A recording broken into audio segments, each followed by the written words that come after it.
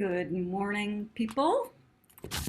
It is a lovely Tuesday morning here in Wisconsin, and we're going to just give it a couple of seconds, let people start logging on.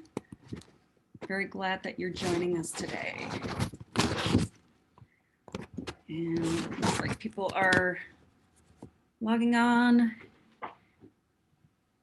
Yeah, all right, looking good.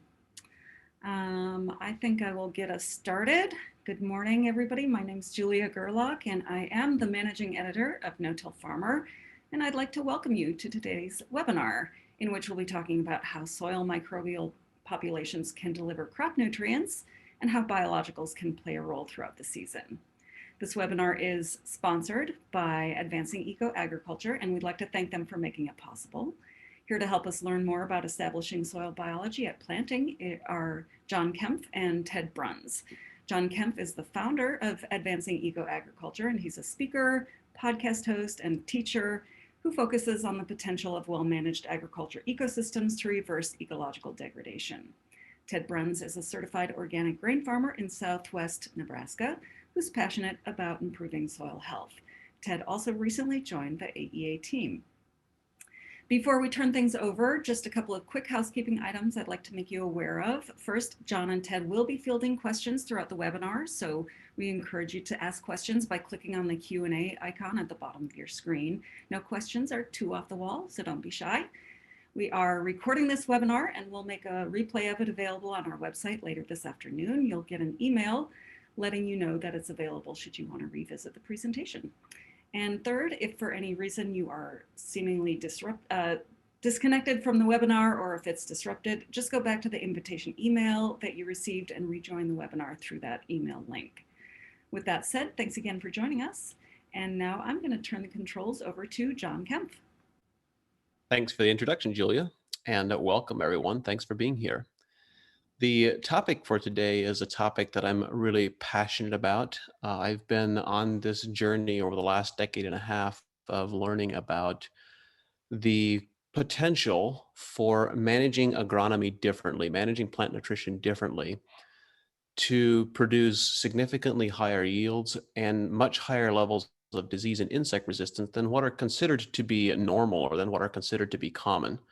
And so I'm going to be talking today about some of the pieces that I've learned and how we've connected some of those dots. And I'm also, Ted is here with us as well to share some of his experiences and actual practical execution and application of some of these technologies.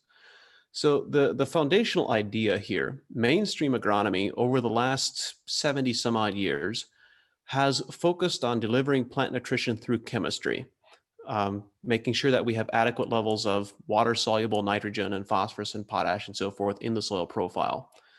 And we have ignored the capacity of biology to deliver nutrients. And with the renewed interest in soil health and plant health over the last decade, there's a lot of emerging science that is describing the capacity of plants to absorb nutrients from living microbes. Dr. James White at Rutgers University has described what he is calling the rhizophagy process, whereby plants are actually absorbing entire living bacteria from the soil.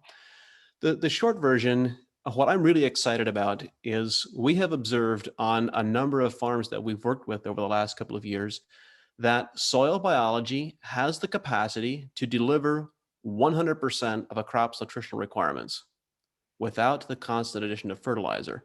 And I know that there are a few outlier example farmers that are often referenced in these topics, or in topics like this. People talk about the success that Gabe Brown has had on his farm, or that Gail Fuller might have had, or that other people have had in growing crops without fertilizer applications. And they seem a bit perhaps futuristic, if you will, or a bit idealistic and difficult to execute and accomplish. But in reality, they're not at all. What we've learned is that it is possible through some relatively simple and straightforward management techniques to completely change the way that our plants absorb nutrients, and for that to be much more efficient and much less expensive than constantly buying nutrients for the long term. Now, with that being said, It is a very different approach. It requires a different mindset and thinking about plant nutrition a little bit differently. So I'm going to want to touch on that a little bit as well. Um, Seems to me there was another important point that I was going to mention, but it escapes me for right now. So I'm going to start a slide deck and give a quick introduction of some of these topics of how we can supply from a very practical level. How can we supply nutrition and reduce our fertilizer inputs by managing biology differently? And partway through that slide deck, I'm going to ask Ted to share some of the experiences that he has had where he has observed and has been using these microbial inoculants on his operation. And throughout the entire presentation, we're going to open it up for any questions that you might have. I'm going to try to leave lots of time for questions for us to respond to any thoughts or comments that you might have. So I welcome your input. We enjoy the conversations. So with that introduction, I'm going to start the screen share. All right, so the key when we think about a biological delivery of nutrients, actually, I remember now the very important thought that I was going to mention in our introduction. There is one very significant and very important difference between plants absorbing nutrients in the biological form versus plants that are absorbing nutrients in the water-soluble form. And the key phrase is plants absorbing water-soluble nutrients. What happens when the water supply disappears, when it becomes really dry, when plants are exposed to drought conditions, or even not necessarily drought conditions, but sub-drought conditions where we have extended several weeks of dry soils? When agronomy is managed with the mainstream nutritional approach of delivering water-soluble nutrients, the moment the water disappears or the water availability declines, then nutrient availability also declines. And this is where biological nutrition wins, hands down, every time, over and over again, because this is absolutely fascinating. There's enough information and science information about this to justify a webinar on its own. But biology can deliver nutrients to plants in the absence of free water in the soil profile. That to me is really amazing. And it really caught my attention back in the 2012 drought when we were working with a corn crop that increased. This was the first year that we were working with this farm, and we increased the previous yields, a prior 4-year track record on this one variety that we were working on by a factor of 50%. And not only did we increase yields, but we also increased quality. We had a higher test weight, higher protein content, better color. This was food grade corn, so we were measuring all those parameters. And this happened with 0.6 of an inch of rain from the end of May through the beginning of July. And so there was a very small amount of rain. And that was really what started me asking the question and trying to understand biological delivery of nutrients. So given that we are seeing ever increasing climatic instability and more drought conditions, this is something that is really important. And it's become very clear for us that in dry years, soils that have well-managed biology almost always outperform and out-yield soils that do not have good biology. In wet years, there's not as much of a difference, but it's in the dry years where things really stand out and where there are significant differences. So with that thought, let's talk a little bit about how and when and why to establish biology to deliver and to achieve some of these results that we have observed and that we've been talking about. So the key is that we need to establish biology and biological populations at planting, because what you want to have happen is you want to have this entire root system be colonized with bacteria and with fungi, so that as the root system expands over the course of the season, the biology expands along with it. If you miss that window, let's say you plant, but you don't have the right biology or the right conditions for biology to thrive in that furrow or right around that seed, then the root system starts growing and the plant has to recruit that biology from the soil profile. And that process can take 10 to 14 days, sometimes longer, depending on soil conditions. So what happens in that 10 to 14 days, as you know, the root extends to several inches in length, preferably longer. And what happens is that those growing root tips start growing out into the soils. They are never associated with the beneficial biology that they need, and the biology never catches up for the entire growing season.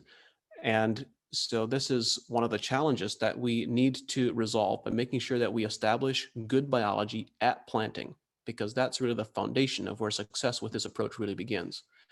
So as you know, if we're talking about um, corn crops in particular, less so for soybeans, but for corn and for some of the small grains, the yield potential for these grain crops. Now, this is not actual yield because we know there's lots of factors later on that contribute to actual yield, but yield potential, the number of kernels, the number of ears of corn that a corn plant might potentially have, not that it will have, but that it could potentially have, is going to be determined about 14 days after germination within that time window. So that time window is a window when we need good nutrition and good conditions, and also when we need good biological protection. So the key is that the colonization of the root system with the right bacteria and the right fungi like mycorrhizal fungi in the first 2 weeks determines the ability of plants to absorb these microbially derived nutrients throughout the entire rest of the growing season. If we miss that 2 week window, we can still make a difference, but it's not going to be nearly as big as if we catch it in those first 2 weeks. So I want to talk a little bit about how this contributes to plant health. And plant health is really important, not just from a disease and insect resistance perspective, but because very simply, when you improve plant health, you can't stop the yields from increasing. You can't stop yields from going up when you have really healthy plants. So the foundation, as I've been on this journey for the last 15 years, it's become really clear that healthy plants can be 100% resistant to all insects and all diseases when we manage nutrition differently. And I recognize that that is a really big claim to make. That's a big mouthful. And yet, it's a claim that I'm confident making because it is not a theory anymore. It's not a hypothesis. This is something that we have actually done on scale with dozens of different crops in many different climates. It is possible to grow plants and produce plants that are so healthy that they're completely resistant to all diseases and all insects. And this is connected to the presence of biology in the root system. So I have this entire presentation that I do on the plant health pyramid, and I'll give you a quick synopsis of that and how that ties in here. So what we're going to cover in the next 10 or 15 minutes is how you can use biology to reduce fertilizer needs, and how to improve soil health with these microbial inoculations specifically, and how to deliver nutrients more effectively. And then we're also going to hear from Ted. And finally, I want to talk a little bit about the dollars and cents and the economics of this, because this is really what I perceive to be the driver. So when we look at soil health, one of the pieces that really good biology is known for is to digest and break down residues and reduce residue carryover, reduce disease carryover, and of course, also improve soil aggregation. 15 years ago, when we first started with our soil primer and with Rejuvenate, at that point in time, we were working with a lot of growers who were still tilling their soils, and they've transitioned now over the years since then. But the first couple of years, it was very common for us to get phone calls from growers in the spring saying, I can till my soil with my tractor running 1 gear faster. This soil tilth and the improved soil softness and porosity was really incredible. And that's a lot of fun when that happens. Of course, it's a lot more fun when we don't need to till the soil, but the soil warms up earlier and we have better aggregation. So I developed this diagram to describe how we see plant health and biology contributing to soil health. There is this idea within mainstream agriculture generally, that, and also particularly within organic agriculture, that it takes healthy soil to grow healthy plants.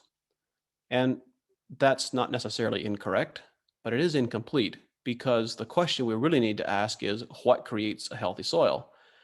And the answer is, what creates a healthy soil is really healthy plants that are photosynthesizing at high levels of efficiency and producing a surplus of sugars, producing an abundance of sugars and other compounds, and sending them out through the root systems as root exudates to feed soil biology. That is how you build soil health, is by feeding biology with healthy plants. And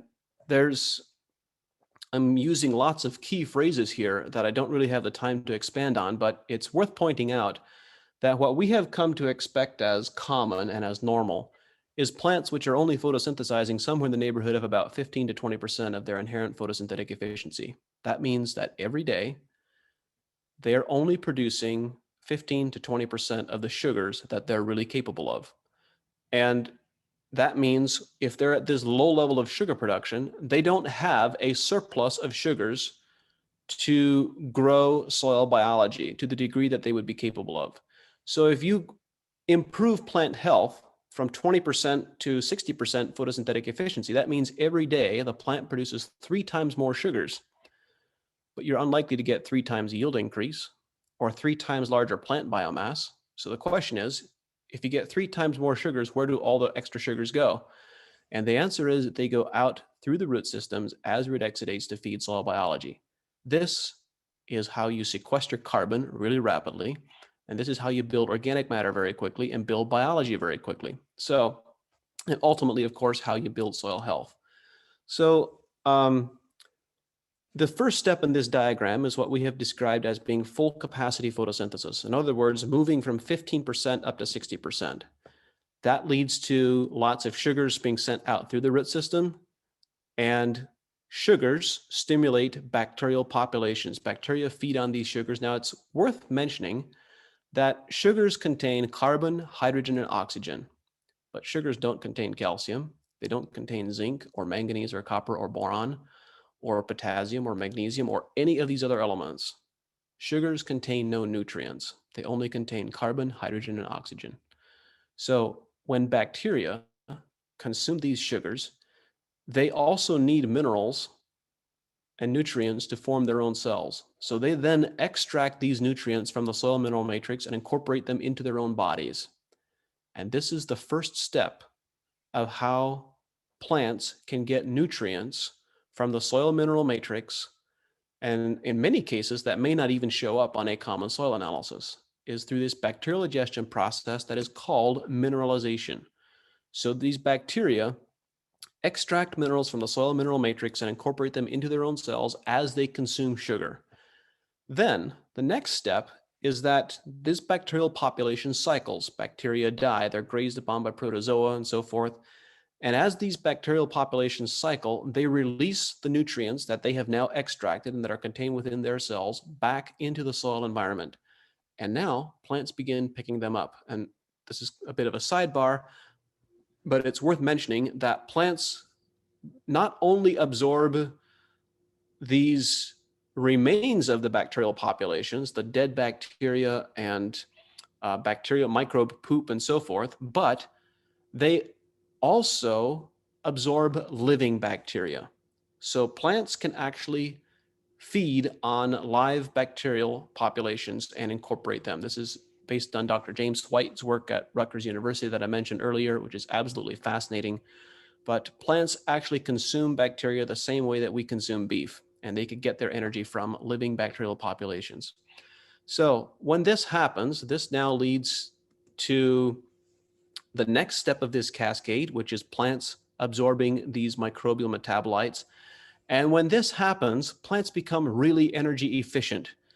All of a sudden, they get this flush of energy because there are significant differences in the forms of nutrients that plants absorb and the energy that they gain from them versus the energy that is required to process them. And I've used nitrogen as an example in some of my other presentations, so I'll just give this to you again very quickly. So we'll go with the opposite ends of the spectrum. Plants can absorb nitrate or ammonium or urea, or they can absorb bacteria and bacterial cells and get the proteins within those bacterial cells. So there's this range of different forms of nitrogen that plants can absorb. So if we look at the opposite ends of the spectrum, nitrate is the most commonly absorbed form, and it is the most energy expensive for a plant to absorb. Bacterial protein nitrogen is available for plants to absorb in the absence of water, in other words, in drought conditions, and it is not energy expensive for the plant. In fact, it contributes energy to a plant. So think of it this way.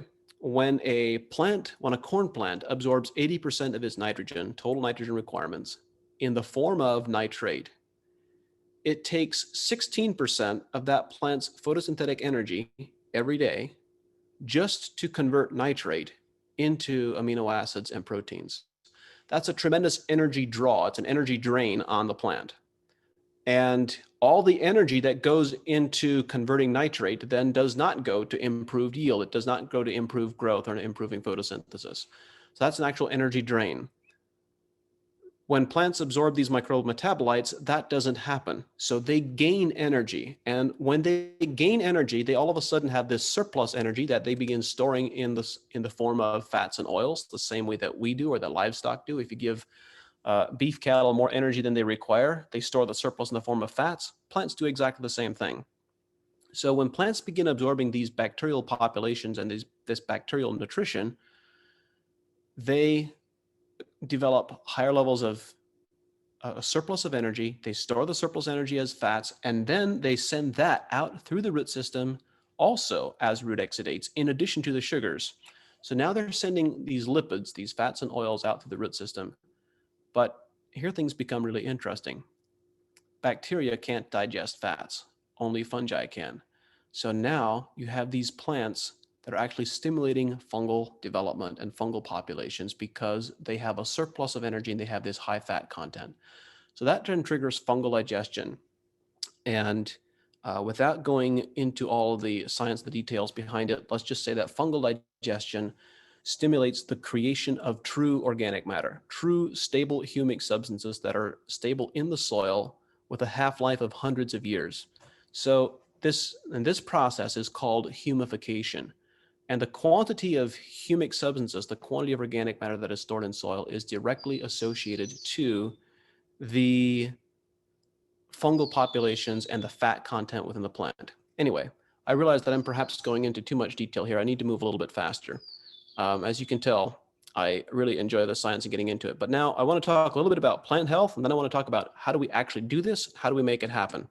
So when we talk about plant health, I developed this diagram a number of years ago that we called a plant health pyramid, where we describe how plants become resistant to different types of diseases and insects at different stages of plant development. I'm not going to go into this. If you want, there's an hour-long webinar on YouTube that you can find on the plant health pyramid.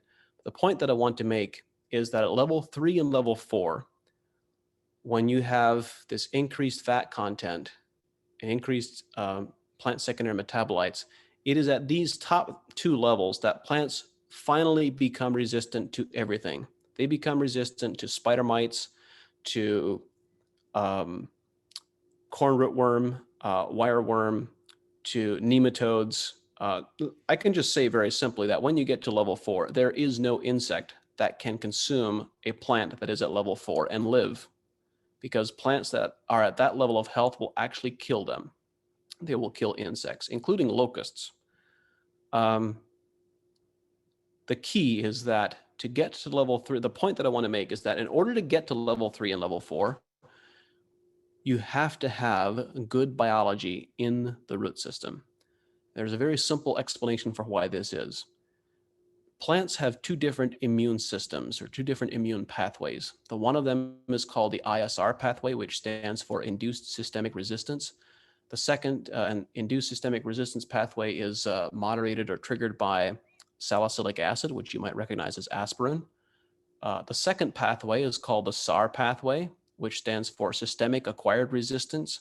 That one is triggered by jasmonic acid. Without going into the details, let's just say very simply that when you have healthy biology in the root system, they constantly trigger both of these immune pathways. Good biology in the root system is the equivalent of a constant daily dose of a vaccine. That's the best way to describe it. There's constant triggering of the immune system every day. And that is what leads to level 3 and level 4 and these extremely robust immune systems. So when you have soil where the biology has been compromised and that doesn't happen, that is what is going to lead to a lot of disease and insect susceptibility. So within all of that context, let's talk a little bit about how you actually implement this and how you make it happen. Um, the approach that we take is we begin either in spring or in fall. Well, we have a season-long cycle here. We begin in the spring with a regenerative primer, what we call our soil primer application that happens at planting, usually in the furrow or as close to the seed as you can get it. We have some people that broadcast it as well, but it's good to get it in close contact to the seed.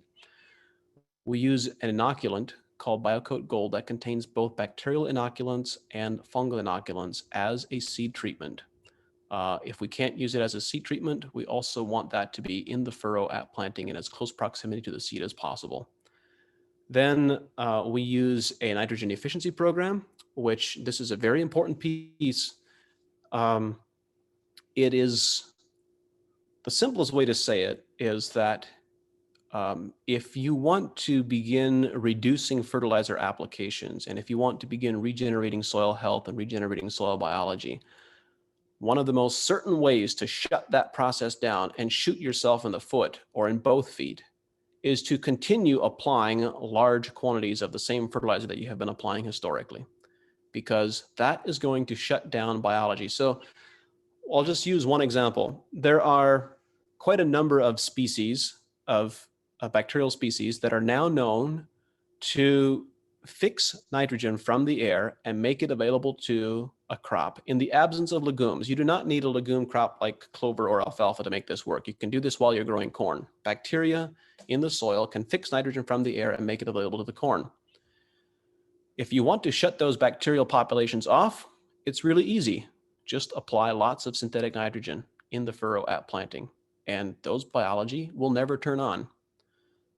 So one of the key pieces is that you need to begin managing nitrogen differently. We now have growers. I have a few clips on YouTube where I show a couple of fields and farms that we've worked on that are producing several hundred bushel per acre dryland corn in southwest Kansas with zero nitrogen added, no cover crops, no compost, no manure, and no irrigation. And doing this organically over a period now, I think we're now 9 years, I'm not exactly sure, 8 or 9 years in, and growing corn every alternate year, supplying 100% of the crop's nitrogen requirements simply with soil biology. That can't happen as long as we continue to add large rates of nitrogen fertilizer. So there's nitrogen needs to be managed differently, and we have a lot of detail in how we manage nitrogen a bit differently. It's too much to get into right now, but that's an important piece of this whole approach in this entire system. Then next we have plant sap analysis, where, and this is actually an important part of our nitrogen program, is we want to target putting on applications of exactly what the crop requires and no more. If the crop requires 60 units of nitrogen or 20 units, we're not going to put out 150.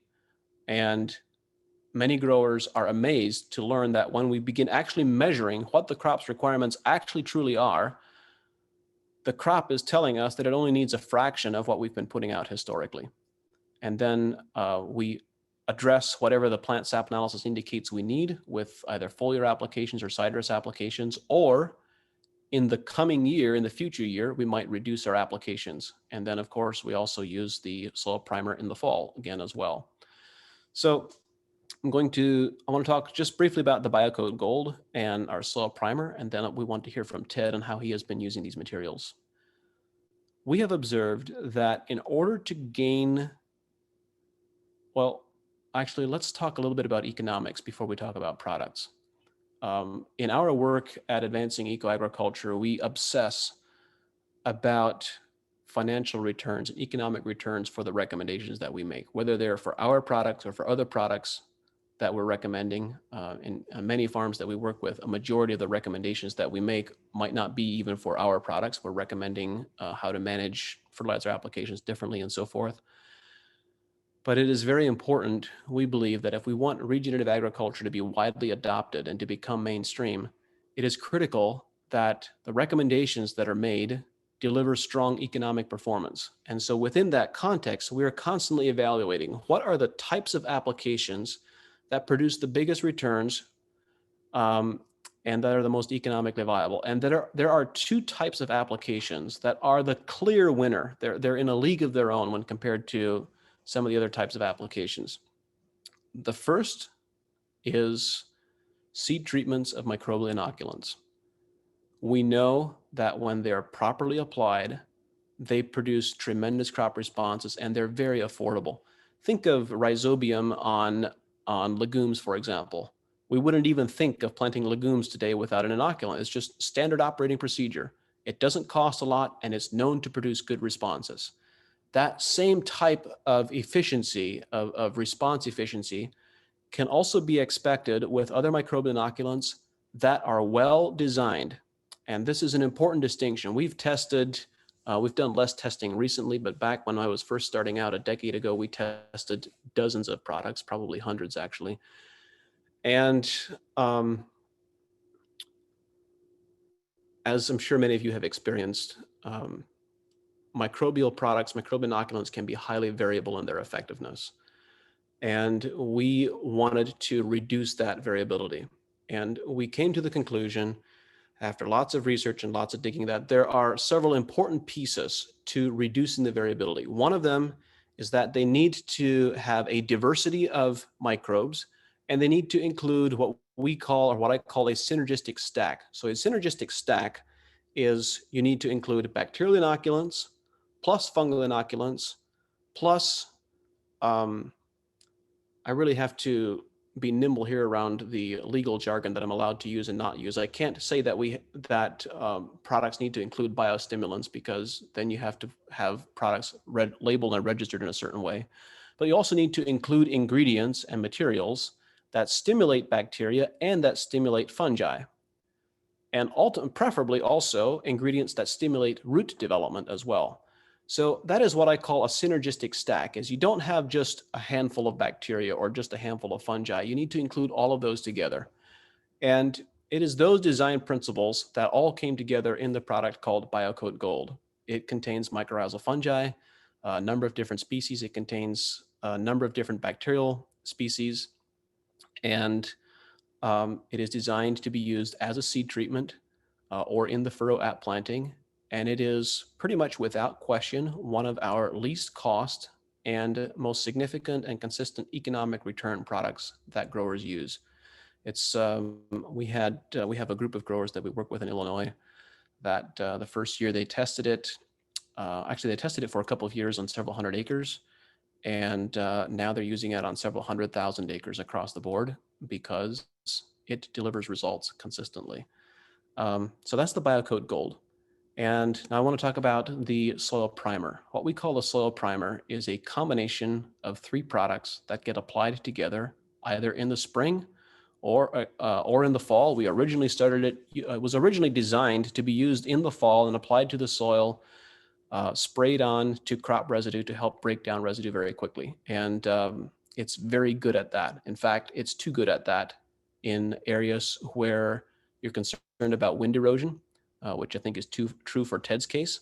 And so in some of those areas, growers started applying it in the furrow in spring and getting really strong crop results from that combination. So this is a combination of a bacterial inoculant and different bacterial food sources, and I can't say stimulants, but enzymes and other compounds that really trigger and expand the growth of these bacterial populations. And they really cause soils to loosen and flocculate up very quickly and very rapidly. So with that intro, Ted, I'd love to turn it over to you for a little bit and get your perspective. You've been using BioCoat Gold and the soil primer on your operation now for several years. Can you tell us a little bit about your context and what kind of your experience and what has brought you here. Well, I started using the Regenerative Soil Primer back in 2017, and I saw instant results that very first application. Um, and the soil tilth was better. The one major thing for me being an organic farmer, my Canada thistle pressure went down to non-existent in some areas of the field. So that was a big plus. And then in 2018 and 2019, we kind of went backwards. It seems like biology, she's a finicky thing. Sometimes it works, sometimes it don't. And I kind of did some thinking, well, maybe application is important, how I'm applying this regenerative soil primer. Um, so in the fall of 2019, I applied it in my starter with my wheat for my 2020 wheat crop that I seeded in the fall of 2019. And then I started seeing results again, especially on my dry land where we previously did not see any results, period. But on those wheat fields where I put the regenerative soil primer in furrow at wheat planting, we saw increased soil tilth. And the other big plus for me was the Canada thistle just being decimated and greatly reduced. It made Canada thistle management very easy last year. So, Can you give us a little bit of context? What are the crops that you're growing in the region? Where are you growing them? And a little bit of the context for the experiences that you've had. well, we're irrigated farmers and we are dryland farmers, and a little bit different rotations on each particular type of farming. On the dryland, it's mostly wheat, millet, sunflowers, yellow peas, and then on the irrigated, it's popcorn, soybeans, wheat, and sunflowers, and we kind of mix it up a little bit there. So, but this past year, when I saw the results of the regenerative soil primer on my wheat and doing it in furrow like that last spring, the only crop I had left to plant when I realized this was my sunflowers, and I put the regenerative soil primer in my row starter of my sunflowers and saw the same results there. And it was on a field that was heavily infested with Canada thistle, and it took care of them. So.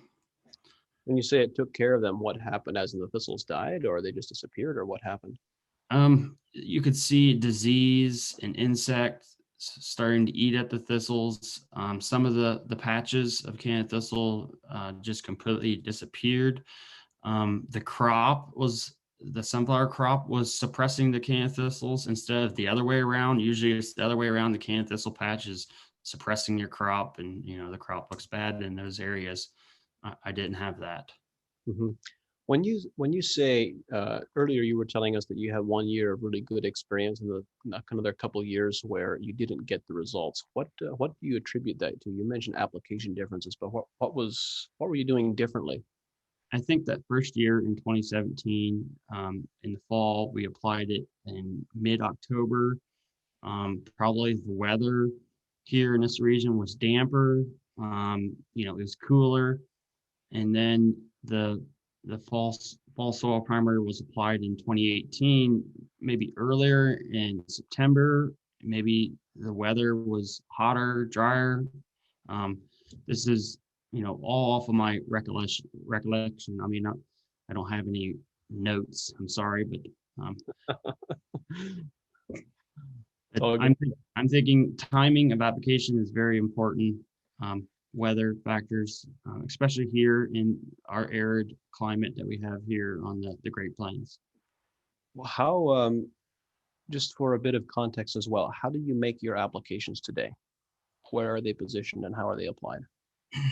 I guess I got my four steps. My first is do it in furrow at planting is when I do my regenerative soil primer, and that's a 0x2 application. I think 2x2 would be fine, or out the seed firmer. If that's how it is done on my grain drill, it's out the seed firmer. I'm a little concerned about that because it's, like a 0x0. It's a little closer to the surface of the soil. I'm sometimes concerned that if we get some hot, dry days, it'll dry that biology out. But usually under irrigation, we just water the crop up and that'll help soak it in. And then my second application preference would be through the pivot on a growing crop. And I believe that's why it worked for us in 2017 is we had a really nice companion crop of Italian ryegrass under our organic corn. And I think with all that root growth, plant material, the regenerative soil primer, the biology stuck, like I call it. We got a good stick. That's my words that I use, for, okay, the biology worked or didn't work. Well, it stuck or it didn't. My third preference would be to put it in with a strip tiller in the fall or early spring.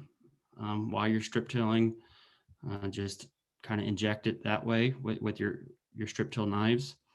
And then the fourth and my least favorite is spraying it on and then immediately incorporating it. I do know of fellow organic growers that have had success doing that. And they spray it on usually a growing cover crop and then immediately incorporate it in. So a lot of it has to do with type of application and timing. A lot of it's timing. With biology, you got to have your timing right. Yeah. Thank you, Ted. Thanks for that review. In addition to those thoughts you mentioned, do you have any other tips that you would like to share with growers? Any tips for a successful season? A question that has come through here from Andrew. How many gallons are you running in the furrow and through the seed firmer? Through the seed firmer, well, I got a 20-foot drill, so it's got 32 seed firmers out there, and I can put about 10 to 15 gallons out there. So I know some people who are going out seed firmers, they can only go about a 5-gallon rate. My suggestion to them people is to put some out the seed firmer, what you can, and then put the rest in your 2x2. Awesome. Thank you, Ted. There's a few more questions that have come through as well in the Q&A, and I want to make sure we have plenty of time for those. There's a few other thoughts that I want to share following up on some of what Ted has talked about, some of the experiences that other growers have experienced as well, and share some of the reasons why I'm really excited about this. And then we're going to open it up for Q&A. So that'll be in just a couple of minutes here. I started off this webinar by talking about the experience that we had with the food grade corn back in the 2012 drought that really caught my attention and really got me excited. And it seems that, as I mentioned earlier, when you have ideal conditions, then the biological approach does not stand out as strongly. But whenever you have challenging growing conditions, crops that have strong biology win consistently, just over and over again. We've observed that to be the case. And so I want to give a couple of examples, more recent examples of that as well. So this was from cotton in New Mexico just this last year. This was the first year that we worked with this grower on Pima cotton, and harvested a yield of 2,100 pounds per acre, where the county average was 881 pounds. And it's worth pointing out that there was no prior work done on this farm. There were no historical applications. This was the first year with microbial applications of BioCoat Gold and the soil primer in the furrow at planting. And that was it. When I say that was it, actually, I need to qualify. There were other things that we did as well. We also managed nitrogen differently. We used plant sap analysis. We made a couple of foliars. So we did some other things as well. But what I wanted to say is that there were not any historical applications. This was not at the end of a 3-year program.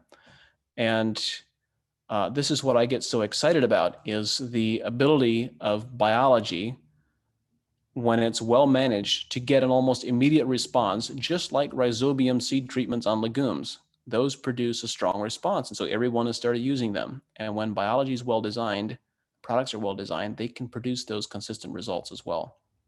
So in addition to the Pima cotton, there was both some Pima cotton, which is what the top line data is for, then the rest of the cotton, and across some onion crops and other crops as well.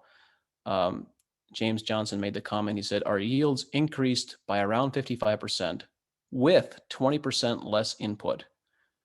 They didn't apply any growth regulators and they didn't apply any insecticides. And so the point that James was making, or the comment that he was making, is that the soil primer application is not inexpensive. You look at the sticker price, and it varies a little bit depending on which region you're in and rainfall and soil types and so forth. But it's typically in the $60 to $80 an acre range. You look at that and you blink and you say, whoa, there's no way I can afford that. But when you consider reductions in fertilizer and reductions in pesticides applications, which we see routinely, then all of a sudden it does start paying for itself very quickly. So this is on winter wheat in Texas. Photo taken the same day with the same bottle. You can see the wheat on the left. This was from this spring emerging from winter dormancy. The wheat on the left is low into the ground, where with the soil primer, it's already 6 to 8 inches tall and growing pretty rapidly. So that is the difference, some of the visual plant differences that can be observed when you have good biology delivering nutrients.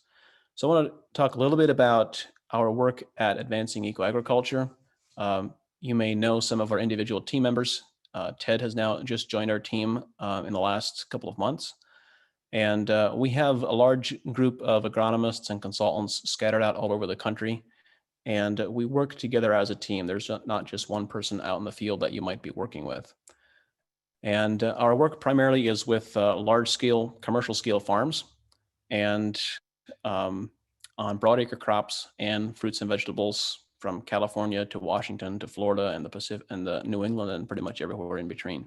So I want to say thank you for sticking around so far. We're going to switch to Q&A. And if you have any questions about anything that we've talked about so far or anything that we've missed talking about so far, please put them into the Q&A and we will respond to them and flow through them as well as we can, being considerate of everyone's time. There's a question here from Ned Berkey. What geographical area have you worked in? Anything in Michigan or colder climate areas? And Ned, the answer is yes. We even work in Saskatchewan and Alberta and the high plains in Canada, which is quite a bit colder than Michigan. So absolutely. Question from Michael Travis. Can you reference research on the photosynthetic capacity versus actual output of plants, and how is this measured? Michael, there are actual instruments to measure this, and the name of them escapes me at the moment, but there's actual lab instruments. They're not inexpensive. They're like a $50,000 or $60,000 instrument that you can take into the field, and you essentially clamp it onto a leaf and you measure the leaf's gas exchange and how much oxygen it absorbs and how much CO2 it releases when exposed to different lighting. So there are instruments to measure that, and I forget right now what they're called, but it's relatively common research.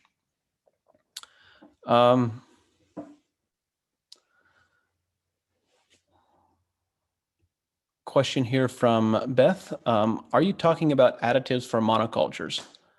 The microbial additives are what you need to mimic Gabe Brown's assertion that you need plant diversity, cover crops with a legume, working with a grass, for example. Does this give you a similar benefit to the microbial additives?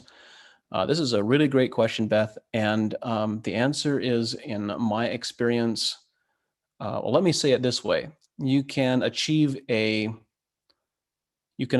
similar microbial diversity with an inoculant as you can with cover crops in 1 year instead of 3 to 5 years with using diverse cover crops. So the diverse cover crops are very valuable and very necessary, and they do more than just increasing microbial diversity. They also produce lots of sugars and send sugars to the root system and so forth. So I'm a big fan of cover crops, absolutely. But the use of inoculants is something that is not a replacement for cover crops. You need both of them. Just in the same way, you would not imagine planting a cover crop. Let's take red clover or white clover cover crop, for example. You would not imagine planting a cover crop seed legume without rhizobium inoculation. And in the same way, you should not imagine planting any cover crop seed or typical crop seed without BioCoat Gold. It's kind of the same difference. Cover crops are not a replacement for biological inoculants or vice versa.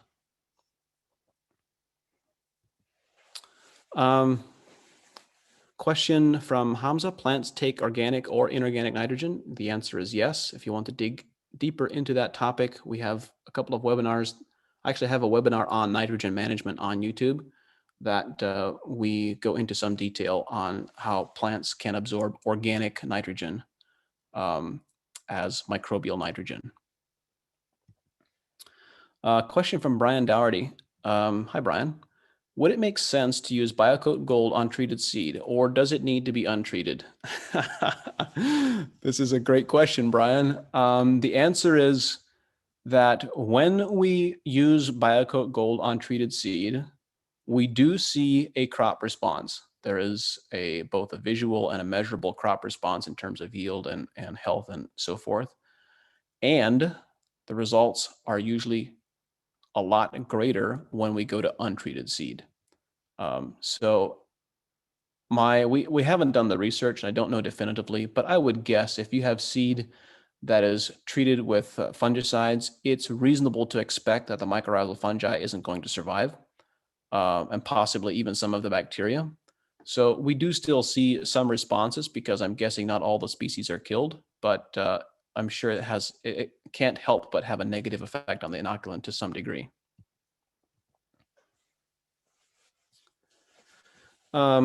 Question from Kurt: how do the biological products differentiate the cash crop from the weed that one dies out and the crop gains? Kurt, actually, this is a great question. And the answer is simply that different plants, we know that different plants have different nutritional requirements. Like you wouldn't grow blueberries and alfalfa in the same soil very well. And in much the same way, not only do they require different nutritional profiles, they also require different microbial profiles. So when you put on an inoculant that favors the development of the right microbial populations for the crop, that is going to suppress the microbial populations needed by the weeds, in this case, Canada thistle. And there's quite a bit of research on Canada thistle specifically, that they require, I used to know the name of this organism, but it escapes me at the moment, but they actually require an association with an anaerobic fungus, if I recall correctly.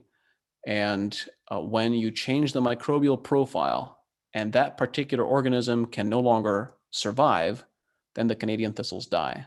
So the experience that Ted shared with us is actually not uncommon. We've got quite a few growers who've reported getting rid of Canadian thistles as a result of changing the soil biology.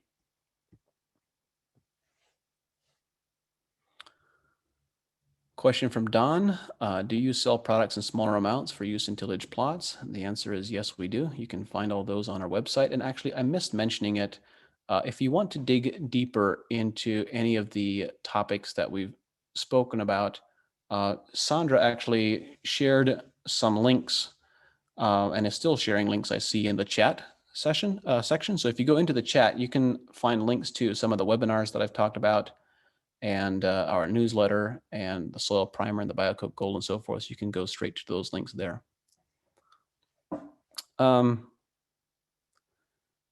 Question from Jim: will this work on Bermuda grass hay fields in the southeast United States? And the answer is yes. What metrics do you need to determine its success, or what to apply? The metrics for success, I would say, are pretty straightforward. They are improving yield and quality, improving economic returns. If a product cannot deliver economic returns, then it's, I don't know, I can that's on the edge of getting me started on my soapbox here, but we have entirely too many products available in the marketplace that have not been validated to deliver economic performance, and that's a problem. Question from Brian: As soil biology increases through the use of cover crops, rotations, and the reduction of synthetic fertilizers, will the population increases of biology offset the need for microbial inoculants and residue decomposition? Yes, Brian, that's a great question, and the answer is yes. As we rebuild biological populations of soil, the goal and the intent should be to get to the point where there is no longer a crop response from any applied products and we don't benefit further from them. And that can happen. I've seen that happen as quickly as 3 years. In fact, in a few environments, I've seen it happen as quickly as 2 years. But most environments, it'll be a 5 to 7 year process. The piece that we have to remember is that when we think about the biological impact of continued nitrogen applications and phosphorus applications, those two are known to be particularly harmful, as is potassium chloride. But anhydrous ammonia is pretty high up on the list. Potassium chloride is a close second. And then synthetic phosphorus in the starter. And then all of our fungicide applications as well. So when you think about the history of the combined effect of all of those applications over a 40 or a 50-year period, our soil microbial populations have become really degraded. And of course, combined with that is the fact that we're also in many soils growing a monoculture. So to regenerate that takes time. We didn't get here in 1 year. We're not going to turn it around in 1 year in most cases either. A little bit to add to that, John. Everybody keeps asking, well, once your biology in your soil gets to a premium level, you don't need products anymore. Yes, that's correct. But how you treat that soil, once you get it in that premium state, if you do anything to degrade it down lower, then yet you're going to have to start over, basically. Not completely start over, but you're going to have to apply products or cover crops or something to get it back. So basically, if man would just let Mother Nature do what she does, we'd all be better. So we have to try to work with Mother Nature and not control her. Thanks, Ted. Absolutely agree. Question from Don. Do you have a website where we can get more information? And yes, there's a couple of websites that I would refer you to. One is advancingecoag.com, which is the links that Sandra has been sharing will point you to that website. There's also johnkempf.com, where I have a blog and kind of bring all the information together in one place. And then also our YouTube channel or the podcast website, where I host the Regenerative Agriculture podcast, and we talk about all these various agronomy-related topics. Question from Ted. Do you have any concerns with putting BioCoat Gold through the atomizer on a seed treater as far as nozzle shear goes? That's a good question, Ted. We haven't tested BioCoat Gold specifically. I know that with our foliar sprays, when we put microbes into a foliar spray, we say that we do not want nozzle pressure higher than 60 psi in a liquid form because of concerns about nozzle shear. So I'm not familiar with seed treatments, and I don't know if that answers your question or not. Ted, do you have any insights into that? Not really? Okay. Well, I'm trying to find the question. What was his exact question? The question was, do you have any concerns about using BioCoat Gold through an atomizer in a seed treater regarding nozzle shear? Is nozzle shear a concern? I'm not familiar with using seed treaters, so I'm sorry, I can't help you there. And as an FYI, Sandra has shared the links to both the advancingecoag.com site as well as my own blog as well in the chat. So if you want to link to those directly, you can find those links there. Question from Carl. How about lighter, sandier soils, loamy sands, for example, very low organic matter? Same concepts, same products, same applications, Carl.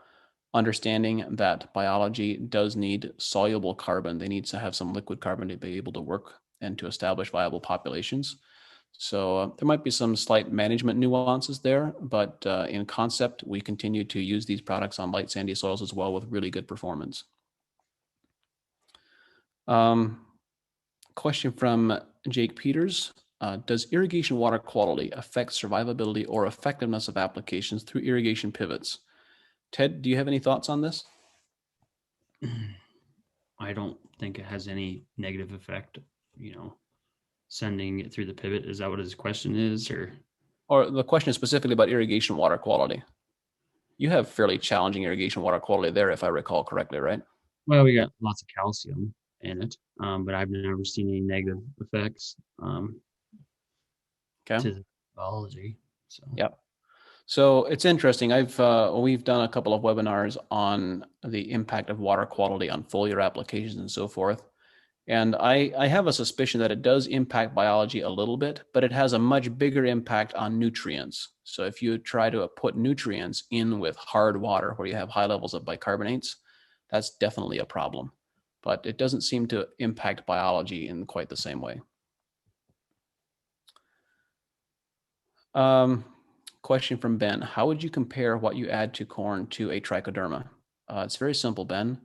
First of all, I think trichoderma can be a great material and sometimes produces very nice crop responses. So this is nothing negative about trichoderma, other than to say that the problem with a trichoderma application is that you only have one species instead of a diversity of species. You only have a fungi and you're not including bacteria. So you're likely to get a bigger response from including combinations of bacteria and fungi than you are just with a single species of fungus by itself. So I think it's a good material. It often produces good responses, and you can even get better responses by using a bit more diversity. Here's a couple of questions. Ted, do you see any questions that you would like to respond to? I'm just flipping through these pretty quickly. There's a follow-up question from Jake. Do you recommend that the fall primer or spring application be incorporated as Ted has experienced? And it depends on rainfall. It depends on moisture conditions. That's really kind of the bottom line. The further east you go, where you have good rainfall and the soil is moist, you can spray it on the surface and you do not need to incorporate it, and you will get very nice responses. In dryland conditions, well, the bottom line is quite simply is that biology needs moisture to thrive and survive. So we actually do have growers in dryland conditions who do not incorporate, who just spray it on the surface. And some cases, as Ted experienced, they don't get as good results. And in other cases, they try to time the application before a rain, and then they do tend to get very good results. So it's living microbes, and they need to have good moisture conditions to survive.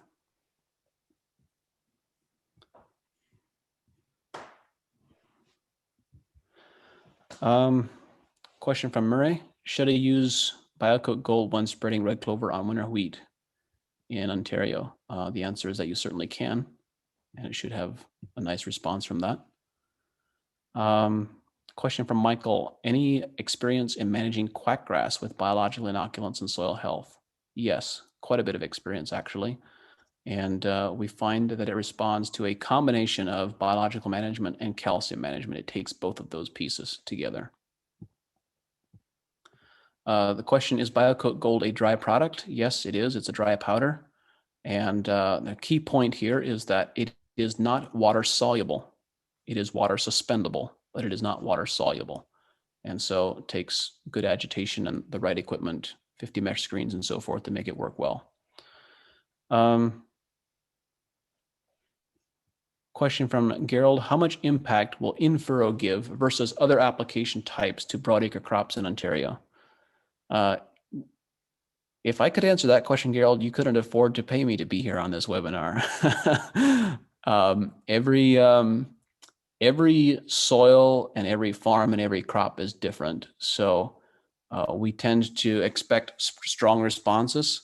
But I would say that just in general, as with what Ted experienced, you'll observe stronger responses from in-furrow versus broadcast onto the soil, just as you would with any fertilizer or anything else.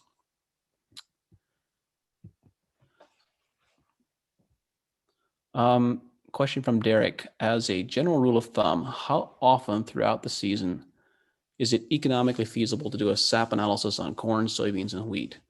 Well, let me answer the question this way. When we use sap analysis,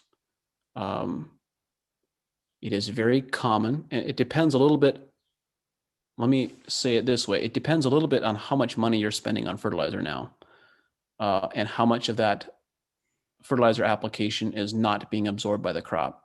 It's very common for growers when they start using sap analysis to reduce nitrogen applications, nitrogen and potash specifically, also phosphorus sometimes, but very frequently nitrogen and potash applications drop by 30 to 40% or more. In fact, potash frequently drops as much as 70%, particularly on clay soils. This is obviously not relevant for sandy soils and so forth. So it is a bit context dependent, but sap analysis usually saves on fertilizer applications really significantly, way, way, way more, thousands of times more than what it actually costs. So from an economic feasibility perspective, really you can't afford not to do it. And we recommend taking multiple samples through the season. We have details on that on the Advancing EcoAg website of what our sampling frequency is and what that looks like. Question from Beth: once you use the inoculant, do you need to repeat it year after year? This kind of ties into what we spoke about earlier. We often repeat it for several years, but ultimately the goal, of course, is to develop these biological populations to the point where you don't need to keep adding them. If you constantly need to keep adding biologicals for the long term, then either A, the product is ineffective, or B, you're managing your soil in such a way that it can't establish a viable population. So one of those two things needs to change. Question from Andrew: would you be able to spray the soil health primer with a burn down herbicide, or would the herbicide be antagonistic? I would be concerned that the herbicide would be antagonistic, and I would prefer to put them in two separate tanks. Question from Wesley: how does saturated soil 2 days to 2 weeks affect microbial and fungal populations? It's a good question, Wesley, and the answer is related to the dissolved oxygen content in the water. So it's a bit of a technical answer, but as long as biology, and the same is true of root systems, by the way, of plant root systems, as long as they can continue to access dissolved oxygen that is contained in the water, they can be fine for a short period of time. On some soils and some water types, that can be 72 to 90 hours. But there's that threshold where after about 4 days, between 3 and 4 days, it has a tremendous negative impact on biology and on the root systems of living plants there as well, which is about the threshold that you see when you start seeing flooding damage from saturated root systems.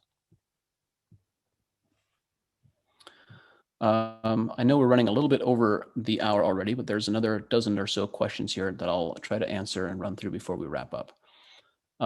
Question from Michael: how can we determine how much is enough nitrogen applied at planting to overcome the carbon penalty from planting green into high biomass cover, but not over apply and affect biology? That's a great question, Michael. Walk the high wire. When you say walk the high wire, what are you referring to, Ted? It's a fine line, what he's trying to balance there. Yeah. I'd be interested in digging into that question a little bit. We're just beginning to become more familiar with the Haney analysis for nitrogen, to describe a soil's capacity to deliver nitrogen. And I suspect that it would be a very valuable tool in this context to be able to describe how much nitrogen the soil can actually deliver, because it will take into account the cover crop residue that is contained within the soil. Obviously, it won't take into account which is above the soil, which is not meaningless, but it also doesn't have the most immediate impact. So it would be really interesting to see what Haney analysis results report there. And I don't have enough experience with it yet that I can say definitively. What I can also say is that if you have the capacity and the capability to add side dress nitrogen early, V3, V4 stage, then even at that early stage, you can use sap analysis to determine exactly what the crop requires and what the soil is or is not delivering. So that might be one approach. Question: do you recommend a certain brand or type of rhizobia inoculant? And no, we do not, because obviously as every species is different, and that's not really something we've spent a lot of time digging into. Can inoculants and or soil primer be used in semi-permanent subsurface drip irrigation, or will they cause biofilm plugging? Ted, you want to respond to that? James Johnson has used it in his subsurface drip irrigation, and as to my knowledge, has not had any problems. Yeah, we've had quite a few growers who've applied it through drip irrigation systems, but I would suggest, just for safety's sake and for confidence sake, injecting it before the filter rather than after the filter, because the key part again is that it is water suspendable, not water soluble, and any bacteria that will go through it fine. And actually, your question specifically is also about biofilms. They do not cause a biofilm.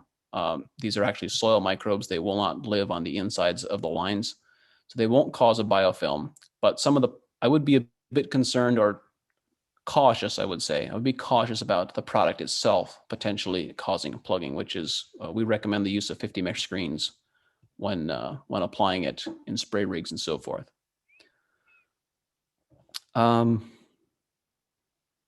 Question from Spencer: is there still a place for conventional fertilizer or manure while building soil biology? And the answer is yes, there is a place for them, but they need to be managed and positioned to not destroy or not disrupt the soil biology too much. So for example, we still frequently recommend nitrogen applications, nitrogen side dress, but we do not want 20 gallons or 20 pounds of nitrogen per acre in the 2x2 at planting, because that will shut down the biology that has the capacity to fix nitrogen. So we would rather put it on later and not put it on right where the seed and right where that biology needs to thrive. So it's really a question of positioning it differently and timing it differently. So we do still use conventional fertilizers, but we just use them a bit differently, and we also try to buffer them out so that they don't harm biology as much. There's a question here from Jim Porterfield. Go ahead with that one, Ted.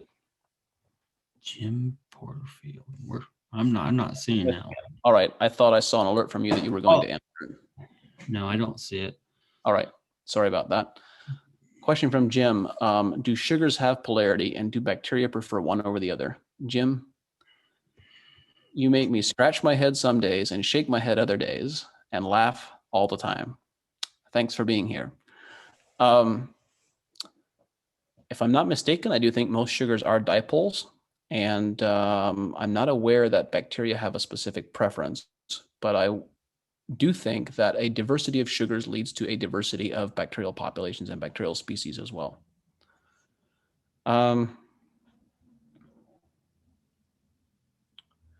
Question from Hans Peterson. The foliar applications after sap analysis, what kind of nutrients are applied? Can these be mineral? And the answer is yes, they can be mineral, and they frequently are. Question: how about controlling Canadian thistle in high CEC soil with a 2-to-1 calcium to magnesium ratio?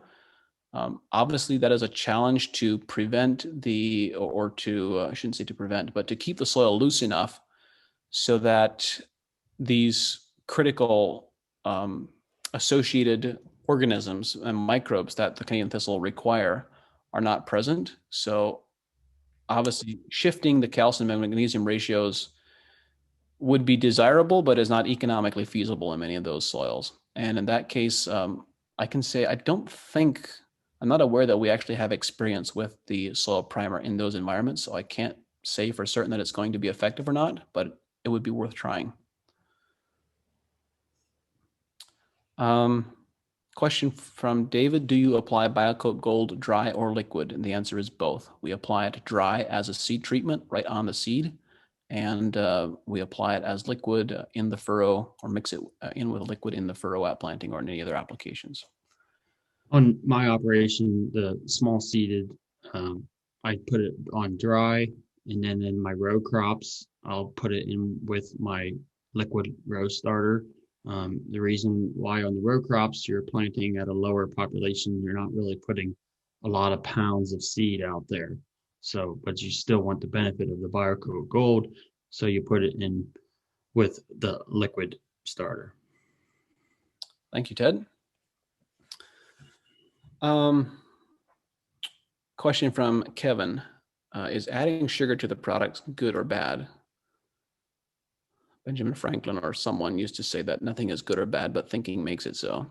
But Bruce Tainio used to say that adding sugars to biologicals is not a good idea because it has or particularly doing repeat applications over time, because it has the capacity to turn soil biology into sugar junkies. And I have actually observed that where sugar was being applied consistently, and I'm specifically speaking to the use in drip irrigation systems in fruit and vegetable operations. Putting on one application of sugar every couple of months or something like that, I think can be useful to give bacteria a jump start. But ultimately, the best form or the best source of sugar in the system is from root exudates. So having living plants that are healthy, that are photosynthesizing well and sending sugars to the roots, that's the best place to get sugars from, and by far the least expensive. Question from Willie. Hi, Willie. Thanks for being here. How is the sap drawn or extracted from the crop plant for sap analysis? Well, if the laboratory would share that information, then probably lots of other laboratories would be trying it as well. That's the proprietary IP of Nova Crop Control in the Netherlands that they have figured out, and I know there's lots of other people that would like to figure it out as well. But I don't know the answer to that.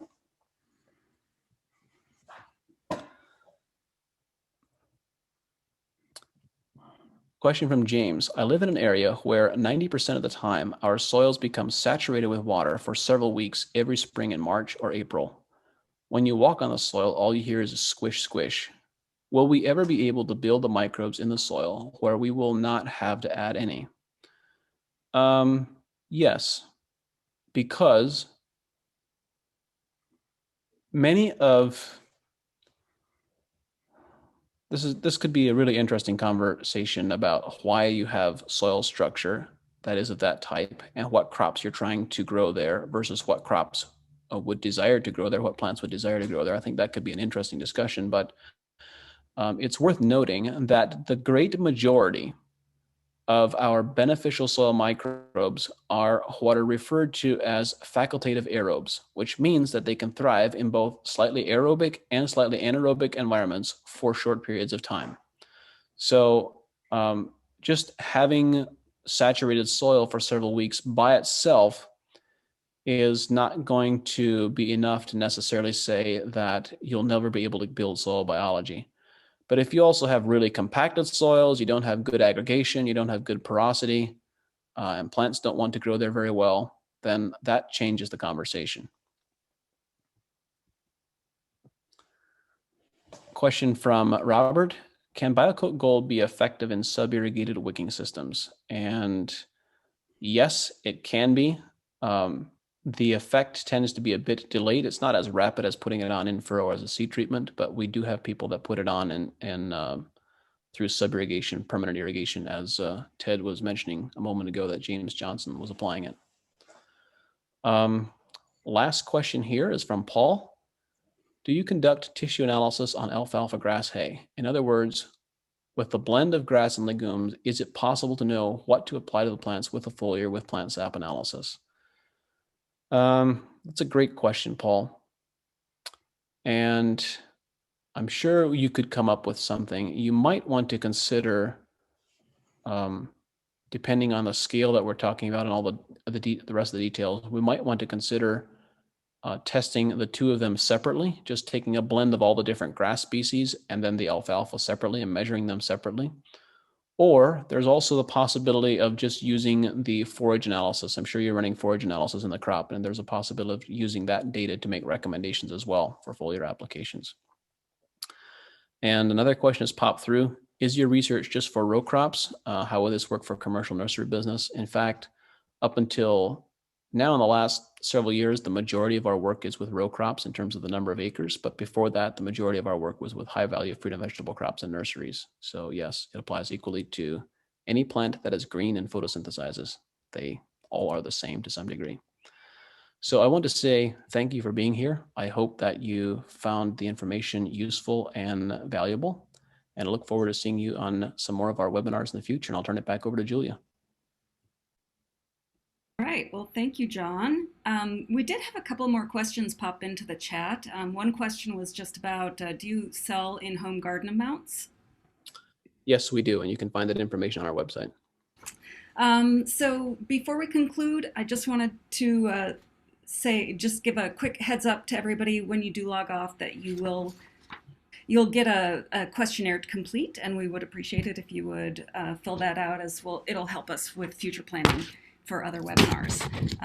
Secondly, as a reminder, we will be posting a replay of this webinar on our website shortly in case you would like to go back and review it. So finally, I just want to thank John Kempf and Ted Bruns for this discussion about